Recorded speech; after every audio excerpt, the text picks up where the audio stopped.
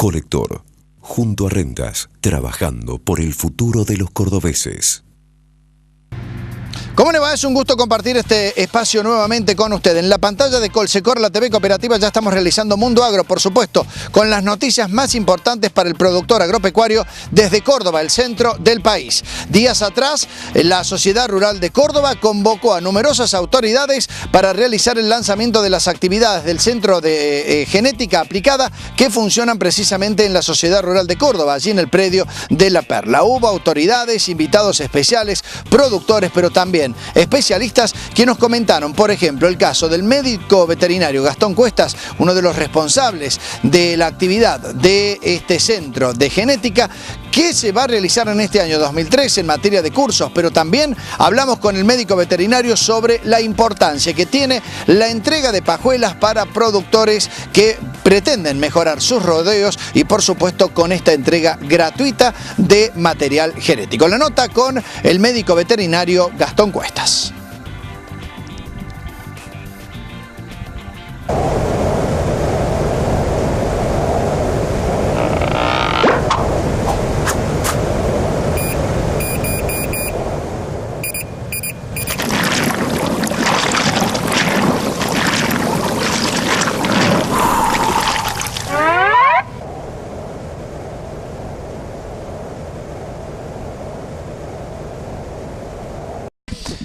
Ingeniero León Murúa, ¿qué es el cultivo de cobertura? ¿A qué se le llama? ¿Y por qué es importante tener en cuenta esto cuando se trabajan a veces con criterios que no son los adecuados a la hora de la rotación de cultivos? Bueno, vamos a arrancar un poquito antes y digamos que en Argentina el sistema de siembra directa está generalizado dentro de lo que es la agricultura de cosecha. Y bueno, al programa lo ven agricultores, ganaderos y público en general. Siembra directa es un sistema de siembra en el cual el suelo no se mueve. Queda quieto, no hay arados, no hay rastras, no hay dientes, no hay absolutamente nada, y los cultivos se suceden uno tras de otro, según las épocas de siembra, a través de maquinaria adecuada y el uso de herbicidas y fertilizantes para que sean aprovechados por los cultivos. Haciendo esta primera explicación de lo que es la siembra directa, para nuestra región del norte de Córdoba y gran parte de la Argentina, los cultivos de verano son maíz y soja. Hay otros cultivos como sorgo, como girasol, pero digamos, los que llevan la preferencia de los agricultores son el maíz y la soja.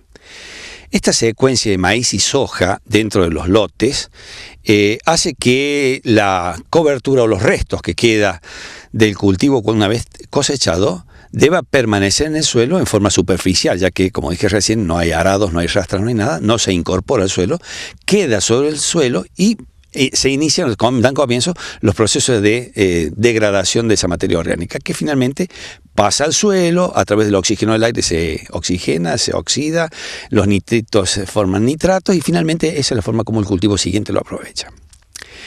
Digamos que en Argentina se cultivan más o menos 15 millones de hectáreas de soja y se cultivan algo menos de 5 millones de hectáreas de maíz, bastante menos de 5 millones de hectáreas. Si en la preferencia de los agricultores está realizar maíz y soja en partes más o menos iguales, debiera haber la misma superficie de maíz y de soja. Pero vemos que no, hay una desproporción muy grande. Y según algunos lugares, la desproporción es aún mayor, muchísimo más soja que maíz.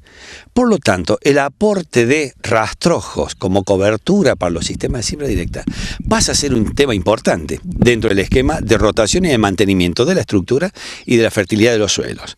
Y cuando se habla de estructura y fertilidad de los suelos, se tiene que comprender que sobre los 20 centímetros de la capa superficial está la riqueza y la vida del mundo. Entonces eso es lo que el agricultor hoy debe cuidar. Muchos ya han tomado conciencia de eso, productores, ingenieros agrónomos, colegas, universidades, centros de investigación, que están viendo que esta rotación o esta secuencia de cultivo de maíz y soja no es lo suficientemente sólida como para que continúe en el tiempo. Entonces se busca que detrás de un cultivo de soja que deja poca cobertura, pocos rastrojos en el suelo después de la cosecha, deba ser incorporado un cultivo invernal que con el tiempo, 3, 4 meses, 120, 150 días, se seca con un herbicida y queda todo ese material remanente como cobertura para el cultivo que sigue. Es decir, la cobertura que la soja no dejó. La cobertura que la soja no dejó. Digamos, en proporción, un maíz le deja más o menos números grandes, ¿no? Pintamos con brocha, números grandes, la misma cantidad de grano es lo que el maíz le deja como rastrojo o como chalas. Un maíz de 8.000 kilos, más o menos le deja 8.000 kilos de materia seca. Un maíz de 10.000 kilos le puede dejar cerca de 9, 10.000 kilos de materia seca que queda como rastrojo o chalar para que sea incorporado al suelo. La soja no da ni remotamente esa proporción. Una soja de 2.500, 3.000 kilos le puede estar dando en el mejor de los casos 1.800, 1.500, 1.800 kilos de materia seca. Por lo tanto, es altamente deficitaria en lo que hace al residuo de cosecha para mantener la estructura y fertilidad. De ahí vienen entonces los cultivos de cobertura invernales como una forma de asegurar que el cultivo que vaya a seguir en la rotación tenga una buena cobertura que le permita mantener la estructura, mantener la fertilidad del suelo y primordialmente ser un determinante de la economía del agua. Es decir, que el agua de lluvia que llega al suelo se mantenga dentro del perfil y no se pierda por humedad o por evaporación, o por transpiración de los cultivos. En ese contexto así, digamos, para el norte de Córdoba, la proporción entre maíz y soja vuelve a ser también grande, desproporcionada. O sea, hay unas 500.000 hectáreas de soja, 550.000, y hay no siempre se supera las 100.000 hectáreas de maíz. Entonces hay 5 hectáreas de soja por cada hectárea de maíz. Esta desproporción hace que los agricultores hayan visto que el cultivo de cobertura pasa a ser importante. Nosotros como organismo técnico del Estado hemos visto este problema y sabemos, vemos, escuchamos y hemos decidido en esta campaña 2013 iniciar unos ensayos que se llaman justamente de cultivos de cobertura invernal para ver cuál de estos cultivos en la secuencia de soja sobre soja o soja maíz son los más importantes, o los que mejor comportamiento tienen.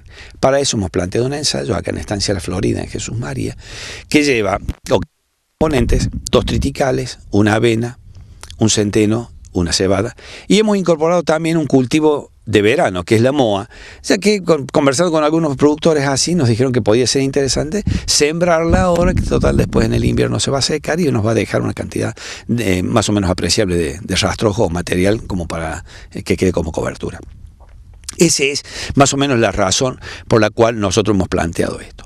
A su vez, dentro del esquema del ensayo está, digamos, el muestreo en cada punto para determinar la materia orgánica, nitratos y la humedad en el perfil, que fue lo que se refiere la ingeniera Simón, que es quien ha hecho y quien va a tener a cargo los análisis de suelos. Bueno, eso el INTA ha convocado un laboratorio privado para que participara precisamente de esta lectura. Sí, efectivamente. A nosotros se nos hacía muy cuesta arriba, casi imposible, realizar muestreos hasta el 1,5 metros de profundidad en distintas secuencias según los horizontes de suelo, con el método manual que lo hemos podido ver, ¿no? Que el método del barreno manual que nosotros lo hemos usado y lo seguimos usando cuando tenemos que hacer muestras de suelo para fertilidad que se hace hasta los 40 centímetros.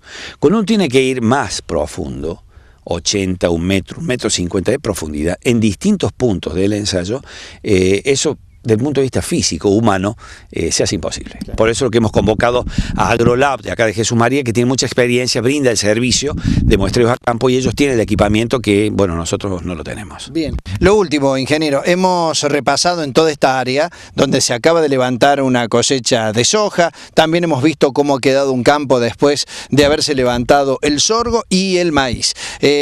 Las muestras son clarísimas respecto a la imagen que un cultivo y otro dejan respecto al tema de la cobertura. Sí, tal cual.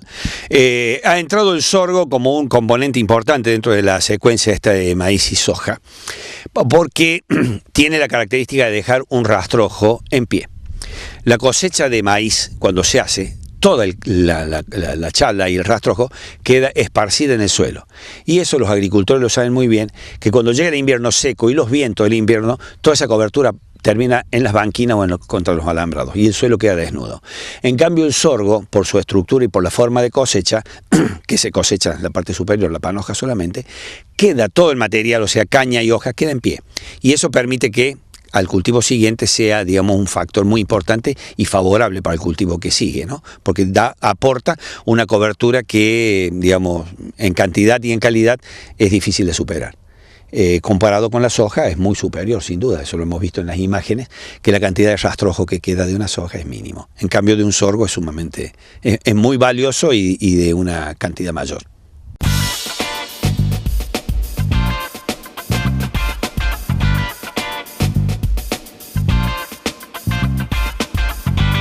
Nos vamos a la pausa, ya seguimos con más información en Mundo Agro. No se vaya, que tenemos mucha más información interesante para usted.